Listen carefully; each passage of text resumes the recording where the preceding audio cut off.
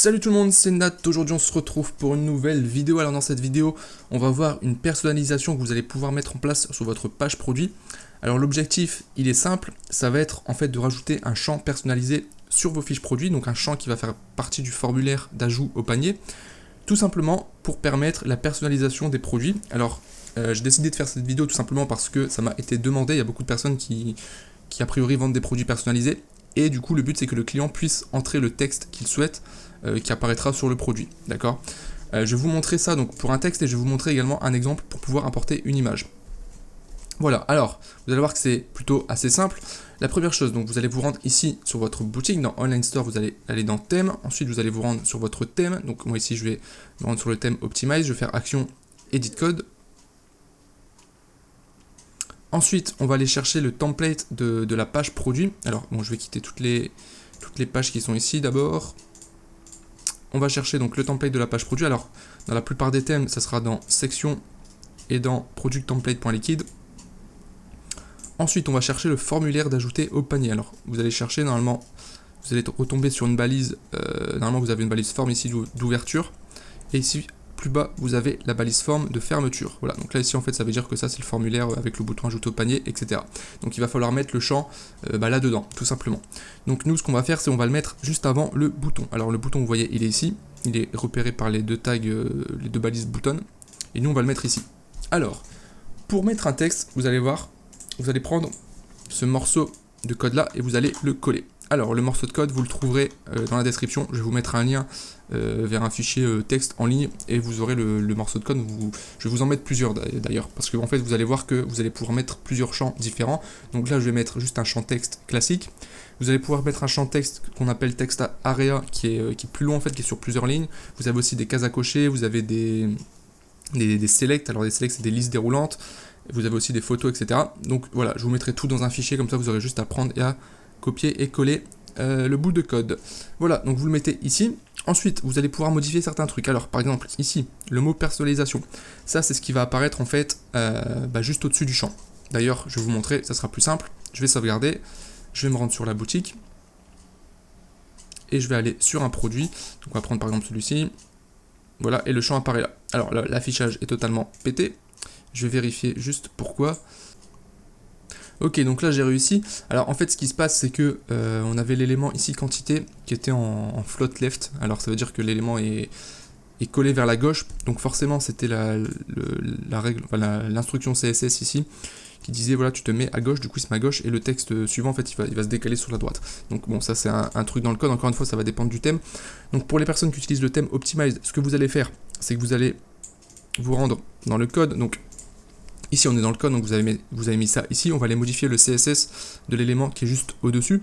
Ce qu'on va faire c'est qu'on va aller dans Assets, dans theme.scss.liquide, on va chercher le quantity comme ça, là il est ici, et on va supprimer tout simplement le float left, on va même le remplacer par float none, tout simplement.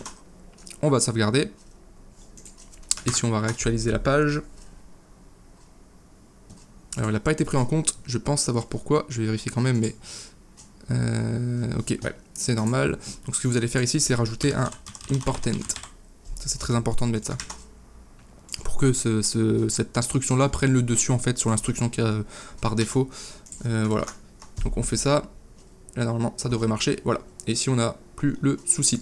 Donc petite modification. Donc la balise P au-dessus et en dessous, ça il faudra l'enlever. De toute manière dans le fichier que je vais vous mettre, je ne la mettrai pas, donc voilà, vous aurez en fait deux lignes ici donc, que vous copiez ici, et vous irez dans theme.css et vous cherchez quantity et vous mettez float non important. Donc ça c'est pour le thème optimized, d'accord. Toutes les personnes qui ont un autre thème, je pourrais pas vous aider là parce que je vais pas vous montrer sur chaque thème les codes etc, parce que ça peut différer, donc voilà. Ensuite, donc là, vous voyez, j'ai ajouté un champ texte ici, qui va pouvoir être rempli avec du texte, tout simplement.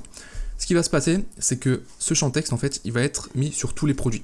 Ça, on peut pas y faire grand-chose. Alors, il y a des techniques pour contrer ça, mais je vais pas vous le présenter en vidéo parce que c'est encore une fois beaucoup plus complexe et technique à mettre en place. Et en plus de ça, encore une fois, ça varie en fonction des thèmes. Donc ça, c'est vraiment du cas par cas. Si vous souhaitez que je le fasse pour votre boutique, vous pouvez me contacter sur 5 €. Je pourrais vous le faire en fonction de ce que vous voulez, mais voilà. Mais par défaut, sachez que ça apparaît vraiment sur tous les produits de votre boutique. Ensuite, il y a quoi d'autre également, c'est que ce champ-là, par défaut, il est obligatoire. C'est-à-dire que si je mets rien dedans et que je fais ajouter au panier, ça ne marchera pas. Il faut renseigner ce champ. Donc ça, c'est le truc par défaut. Pour enlever ce paramétrage par défaut, c'est simple, vous allez vous rendre ici et vous allez chercher en fait dans le input, ici, vous allez avoir le mot required. Et en fait, vous le supprimez, tout simplement. Donc, required, ça veut dire requis. Donc forcément, s'il est mis, ça veut dire que le champ est obligatoirement requis. Et si vous l'enlevez, le champ ne sera plus requis. Je vais vous montrer. J'actualise la page. Hop. On va mettre... non, justement, on va rien mettre. On fait ajouter au panier. Et là, ça va marcher. Voilà, ça va faire l'ajout au panier classique.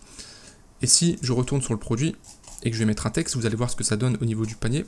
Donc là, je mets n'importe quoi. On va mettre... on met n'importe quoi. Voilà, c'est pour l'exemple. Ajouter au panier. Et en fait, vous avez ici le champ avec le texte ici.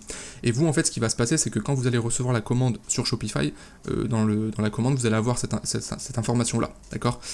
Alors, avant qu'on me pose la question, il n'y a pas moyen de gérer automatiquement ce texte que vous aurez mis via Oberlo, c'est-à-dire que quand vous allez passer la commande sur AliExpress par rapport à votre produit, il faudra dire à votre fournisseur manuellement, dans le champ où habituellement vous mettez, vous pouvez mettre un message en fait, quand vous passez la commande sur AliExpress, vous mettez par rapport à la personnalisation, alors ça dépend du produit, mais vous dites voilà, j'aimerais bien personnaliser avec tel texte, etc. Voilà.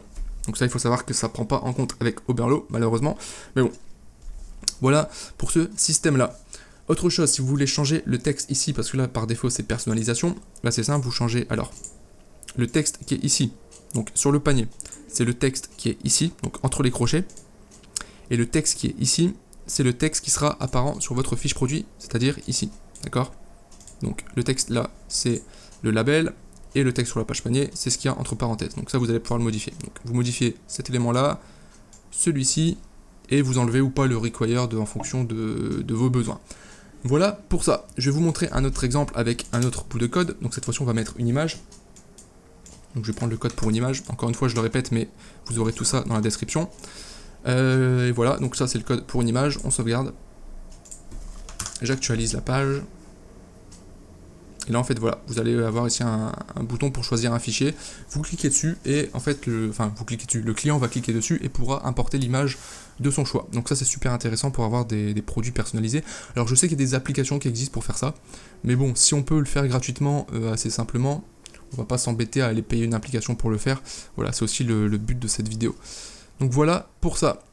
Pareil, encore une fois, ici vous avez le label, donc ici c'est image, donc ça c'est ce qui apparaîtra ici. Et le image ici, en fait, c'est ce qui va apparaître dans le panier, tout simplement.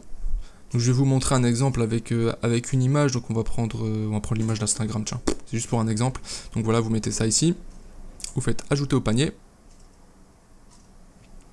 Et là en fait, alors bon j'avais encore le panier d'avant.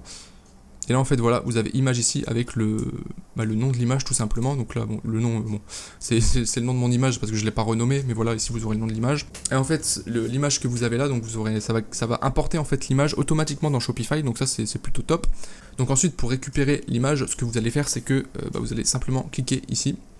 Vous allez cliquer sur l'image ici, alors enfin non, je dis n'importe quoi.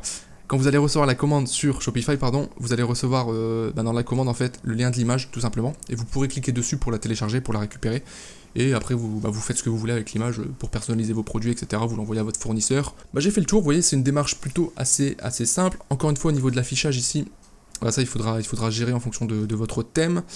Et puis voilà, j'ai fait le tour. Vous avez encore une fois tous les éléments dans la description.